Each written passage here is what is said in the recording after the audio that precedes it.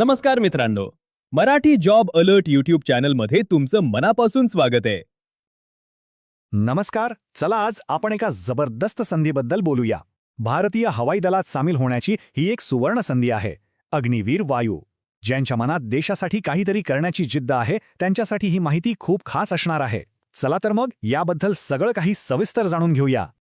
अग्निवीर वायू ही फक्त एक नोकरी नाही, तर हा 4 वर्षांचा एक असा अनोखा प्रवास आहे जिथे राष्ट्रसेवा, नवीन कौशल्य शिकणं आणि लष्करी जीवनाचा प्रत्यक्ष अनुभव घेण्याची संधी मिळते. खरं तर हा स्वतःला घडवण्याचा एक मार्ग आहे. तर मग हे अग्निवीर वायू म्हणजे नेमकं काय आहे? सोप्या भाषेत सांगायचं तर अग्निपथ योजनेअंतर्गत भारतीय हवाई दलात 4 वर्षांच्या सेवेसाठी दिलेली ही एक विशेष रँक आहे. हा सशस्त्र दलात सामील होण्याचा एक आधुनिक आणि नवा मार्ग आहे असं म्हणायला हरकत नाही. ठीक आहे, मग या संधीसाठी कोण अर्ज करू शकतं? चला, आता आपण सर्वात महत्त्वाच्या पहिल्या टप्प्याकडे वळूया आणि पाहूया की यासाठी आवश्यक पात्रता काय आहेत. इथे सर्वात आधी आणि सगळ्यात महत्त्वाचं म्हणजे वयाची अट. अर्ज करण्यासाठी उमेदवाराचा जन्म 1 जानेवारी 2006 ते 1 जुलै 2009 या काळात झालेला असावा. आणि हो, या दोन्ही तारखा त्यात धरल्या जातील. वयाबरोबरच काही वैयक्तिक निकषही खूप महत्त्वाचे आहेत. अर्जदार पुरुष असो वा महिला, अविवाहित असणं बंधनकारक आहे. इतकंच नाही तर 4 वर्षांच्या सेवेदरम्यान विवाह करता येणार नाही. आणि हो, महिला उमेदवारांसाठी सेवेदरम्यान गर्भधारणेसंदर्भातही काही विशिष्ट नियम आहेत. आता बोलूया शिक्षणाबद्दल. इथे 2 मुख्य गट आहेत.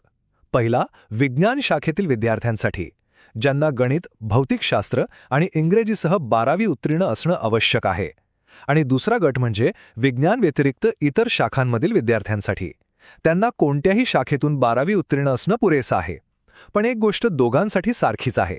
एकूण किमान 50% आणि इंग्रजी विषयात 50% गुण असणं अनिवार्य आहे.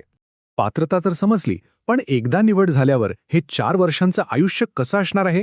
चला आता पाहूया अग्निवीर वायू म्हणून मिळणारा अनुभव, फायदे आणि इतर सुविधांबद्दल. आता पाहूया पगाराचं गणित. पहिल्या वर्षी तुमचं पॅकेज असेल 30,000 रुपये, ज्यापैकी 21,000 हातात मिळतील आणि 9,000 कॉर्पस फंडमध्ये जमा होतील. तुम्ही पाहू शकता दुसऱ्या, तिसऱ्या आणि चौथ्या वर्षी हे पॅकेज आणि हातात मिळणारी रक्कमही वाढत जाते. ही जी 30% रक्कम कापली जाते ती तुमच्याच सेवानिधी फंडसाठी जमा होते, ज्याचा पुढे खूप मोठा फायदा मिळतो. आणि या कॉर्पस फंडचं पुढे काय होतं? तर 4 वर्षांची सेवा पूर्ण झाल्यावर सेवानिधी पॅकेज म्हणून तुम्हाला एक रकमी अंदाजे 10.04 लाख रुपये मिळतात. यातली सगळ्यात खास गोष्ट म्हणजे तुमच्या योगदाना इतकीच रक्कम सरकारकडूनही त्यात जमा केली जाते. ही रक्कम तुमच्या पुढील शिक्षणासाठी किंवा एखादा व्यवसाय सुरू करण्यासाठी एक उत्तम सुरुवात ठरू शकते. पगारात ते व्यतिरिक्त सुद्धा खूप महत्त्वाचे फायदे मिळतात. यामध्ये 48 लाख रुपयांचा जीवन विमा, दरवर्षी 30 दिवसांची सुट्टी, गरजेनुसार वैद्यकीय रजा, सर्व्हिस हॉस्पिटलमधील सुविधा आणि कॅन्टीनची सुविधा यांचा समावेश आहे. सोबतच जोखीम, गणवेश आणि प्रवास भत्तेही दिले जातात. आता सर्वात मोठा प्रश्न, 4 वर्षांनंतर काय? तर बघा, प्रत्येक बॅचमधील 25% उमेदवारांना भारतीय हवाई दलाच्या नियमित केडरमध्ये सामील होण्याची संधी दिली जाईल आणि उर्वरित 97% जणांना नागरी जीवनात यशस्वी होण्यासाठी एक अग्निवीर कौशल्य प्रमाणपत्र मिळेल. इतके सगळे फायदे आहेत, तर मग निवड प्रक्रिया सुद्धा तितकीच आव्हानात्मक असणार, बरोबर? चला, आता आपण या निवड प्रक्रियेबद्दल जाणून घेऊया, जी मुख्यत्वे 3 टप्प्यांमध्ये विभागलेली आहे. निवडीचा मार्ग 3 मुख्य अडथळ्यांमधून जातो. पहिला टप्पा आहे ऑनलाईन परीक्षेचा, दुसरा टप्पा आहे शारीरिक आणि अनुकूलता चाचण्यांचा, आणि तिसरा आणि शेवटचा टप्पा म्हणजे वैद्यकीय तपासणी. पहिला टप्पा आहे ऑनलाईन परीक्षेचा, जी वस्तुनिष्ठ म्हणजेच ऑब्जेक्टिव्ह प्रकारची असेल. इथे मार्किंग पॅटर्न लक्षात ठेवणं खूप गरजेचं आहे. प्रत्येक बरोबर उत्तरासाठी 1 गुण मिळेल, पण प्रत्येक चुकीच्या उत्तरासाठी 0.25 गुण कापले जातील. त्यामुळे उत्तरे देताना खूप काळजी घ्यावी लागते. पहिला टप्पा पार केल्यावर येतो दुसरा टप्पा, म्हणजेच शारीरिक क्षमता चाचणी.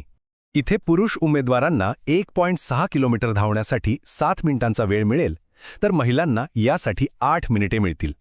त्यासोबतच पुशअप्स, सिटअप्स आणि स्क्वॅटसाठीचे निकषही इथे स्पष्टपणे दिलेले आहेत, ज्याची चांगली तयारी करणं आवश्यक आहे.